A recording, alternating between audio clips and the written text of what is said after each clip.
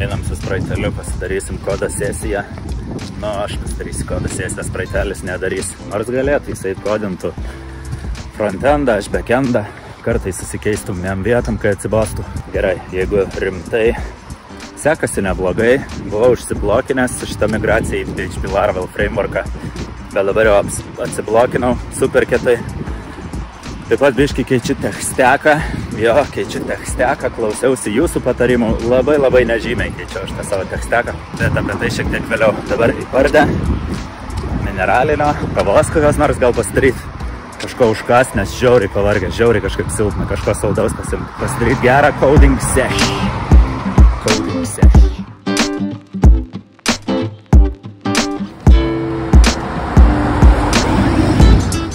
Nu, neatsibodo lauk, geras pradės, geras.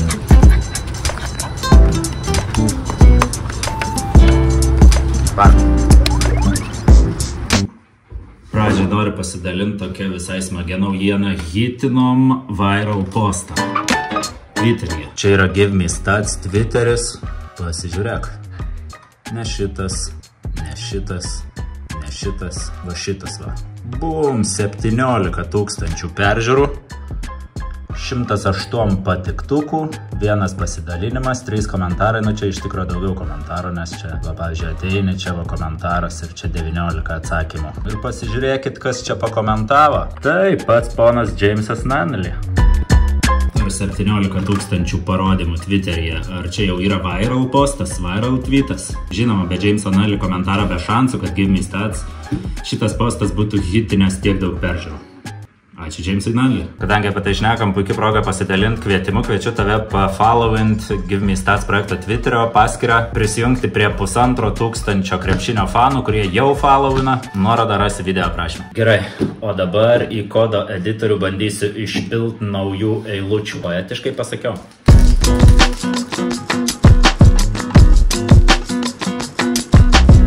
Šioks toks update'as, kaip sekasi projektai Give Me Stats į PHP Laravel migraciją, tai buvau užsiblokinęs 2 dienom, ne, 3 dienom turbūt. Kviečiu trumpai pasižiūrėti, kaip aš ten buvau užsiblokinęs.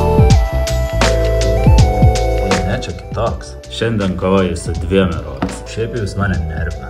Aš turiu šitą a.blė. Važiuoju, jau čia turiu solutioną iš Google. Ok. Kalam refresh. Mada! Rautų, kas tau nepatinka? Nu, tu kamo. Rūpus, miltai, velniai, rautų. Oh, brother, this guy stinks! Vakar naktį atsiblokinau, tai yra labai puiku. Apie pusę 1 nakties ir norėjau taip džiaugtis, tai saky, bet negaliu. Šeima miega, vaikai miega, žmona miega, aš negaliu ten šūkų. Bet viduje aš šūkavau. Turbūt klasika yra junior developeriai užstrikt, užsiblokint kažką itin paprastoj situacijai. Kadangi aš savo projektą hostinu shared serveryje, tai dalinu tą serverį su kitais žmonėms, su kitais projektais, su kitais bičiais, su kitom panom, su kitom kompanijom. Ir dažniausiai būna, kad prie shared serverio tu prieigos neturi. Nes jeigu tu ten prisijungsi, tu ten gali prikrepinti, kitiem projektam kažką ištrinti, ten nežinau, nu gali blogų dalykų padaryti. Aš manau, kad taip, tai dėl to niekas neduoda man prieigos prie shared serverio. Ir tada junior developeris pagooglino, kaipgi padeployint projektą, kai tu negali prisijungti prie shared serverio, negali ten jo pabildint, padeployinęs, tai pabildint lokaliai ir tada deployint. Logiška. Pabildinau servakėlį lokaliai, padeployinau jį į tą shared serverį. Eroras. 1 eroras, ten jį išsprendžiau, jau net nebeatsimenu, koks eroras buvo. 2 eroras, trūksta misino failo, manifest.json ar koks ten. Tai padeployino aš į shared serverį savo projektą ir padeployinu jį šiek tiek kitaip. Nu ten dėl tam tikrų priežasčių reikia padeployinti kitaip.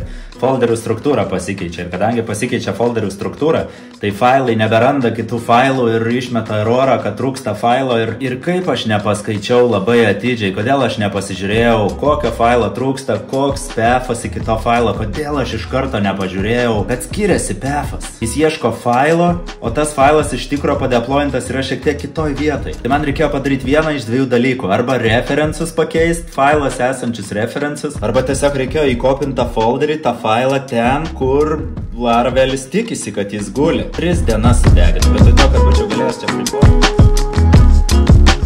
Bet viskas gerai. Mes atsiblokinam. Ir kitas dalykas, įtikinot jūs mane.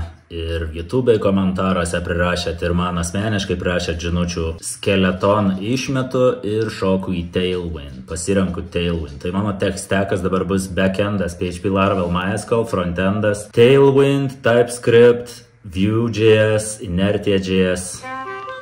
Turbūt viskas.